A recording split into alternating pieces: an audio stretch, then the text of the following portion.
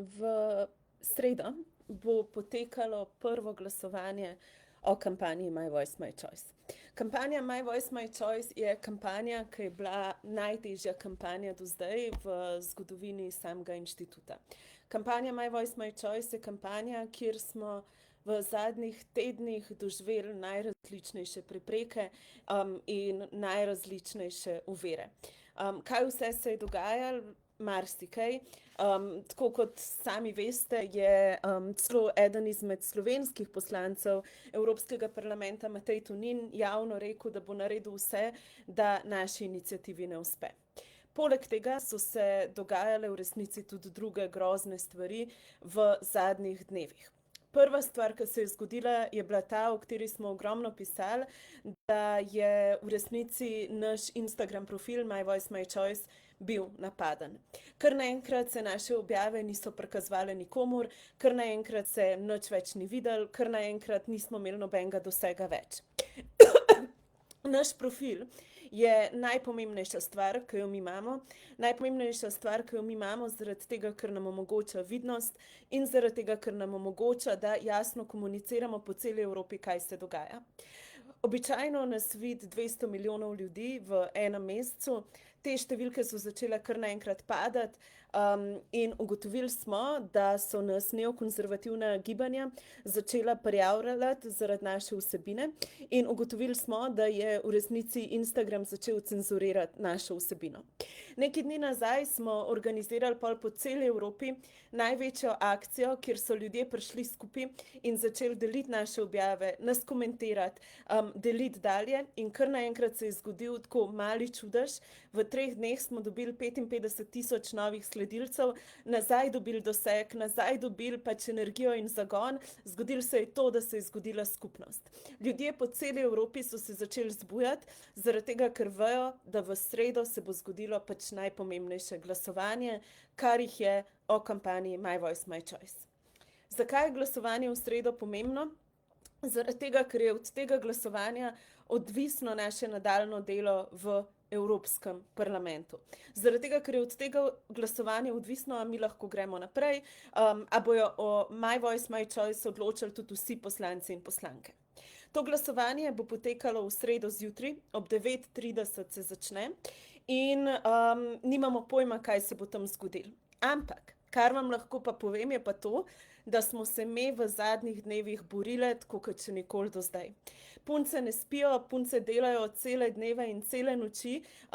Tudi jaz, odločili smo se, da nimamo praznikov, odločili smo se, da nimamo dopustov.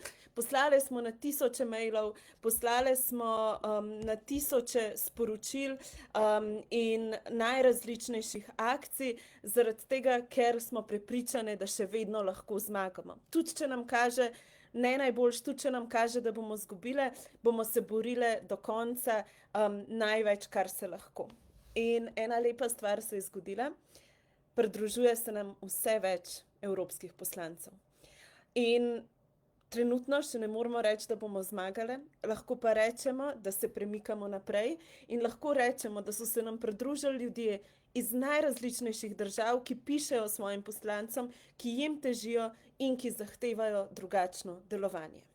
Tako kot sem rekla, kar morate razumeti je to, da bo glasovanje potekalo v sredo ob 9:30 zjutraj in od tega glasovanja je odvisno, kaj se bo dogajalo naprej. Ker pa v inštitutu ne želimo biti sami na dan tega glasovanja, ker verjamemo, da ste vi toliko pomemben del te kampanje, da ste toliko doprinesli, da ste pač zbirali podpise. Verjamemo v resnici, da je ta kampanja res neka slovenska zgodba in da je ta kampanja nekaj, kar nas vse povezuje. Smo se odločili, da bomo to spremljali skupaj. Jaz bom sicer v Bruslju, ker moram biti tam kot prvo podpisana pod kampanjo, ampak organiziramo ob 9:30 v pritličju skupno gledanje podpisov. S puncami smo pa naredili še eno stvar in sicer zdi se nam velik problem, da pogosto pozabimo na medgeneracijsko sodelovanje, da pogosto pozabimo, da smo vse, kar smo dosegli zaradi pogumnih ljudi pred nami, ki so delali podobne stvari, kot delamo mi in si izborili pomembne stvari. In zato smo se odločili, da v Bruselj s sabo vzamemo Metko Mencin, eno izmed tistih žensk, ki so soodgovorne, da imamo pravico do svobodnega odločanja o rojstvu otrok vpisano v ustavo in da na to glasovanje čakamo skupaj in da smo v tem skupaj. V teh dneh nam ljudje z cele Evrope pišejo, a boste izgubile, kaj boste naredile, če izgubite, kaj boste naredile, če se ta bitka v sredo konča. In v resnici mi nismo naivne in v resnici smo mi, se veste, vedno povemo tako, kot stvari so in večja verjetnost je, da v sredo izgubimo, kot da zmagamo. Ampak karkoli se bo zgodilo v sredo, vam lahko obljubimo to. Še nikoli Inštitut 8. marec za sabo ni imel toliko ljudi, kot jih ima zdaj. Na tisoče ljudi po celi Evropi je del kampanje My Voice, My Choice. Na tisoče ljudi je v naših WhatsApp skupinah, na naši e-mail listi, na tisoče ljudi stoji z nami za to bitko. In naša odgovornost in kar mi obljubljamo njim, je, da nas ne bo ustavil Matej Tonin. Ne bo nas ustavili ljudje, ki se borijo za to, da bi mogle ženske umirati. Ne bojo nas ustavila podtikanja. Vsaka ta stvar nam da dodaten zagon, da tudi če izgubimo, bomo fajtale dalje. Torej, ta bitka ne bo končana, borile se bomo do konca za varen in dostopen splav v Evropi. Ne samo zato, ker smo trmaste in ker mislimo, da je to nekaj, za kar se je treba boriti, ampak tudi zato, ker smo skupaj zgradili to skupnost in tega preprosto ne bomo spustili. Milijonov ver je bilo, milijonov ver je še vedno. Ne kaže nam najboljš, ni lahko, težko je. Ne moramo se ustaviti, nimamo privilegija, da bi se zdaj ustavile. Nimamo privilegija, da bi rekla, kar bo, pač bo. Edino, kar imamo, je to, da delamo bolj trdo kot kadarkoli prej in da se ne ustavimo. Danes je nedelja, pred nami je še 5, 6, 7 ur dela. Punce so že na poti v Bruselj, jaz grem tja čez 2 dni. Pripravljamo se na to, da se ta teden sprejmejo prve odločitve.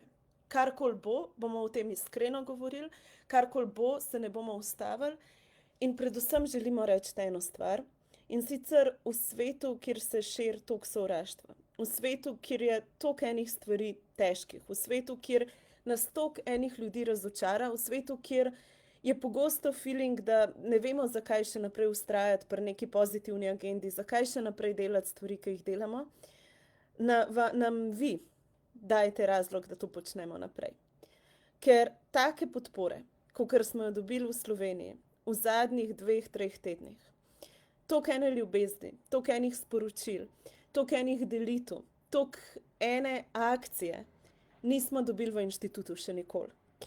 In lih zato mi vztrajamo in lih zato vse to počnemo, ker vemo, da to delamo skupaj in ker vemo, da se skupaj fajtamo za pravičnejšo družbo.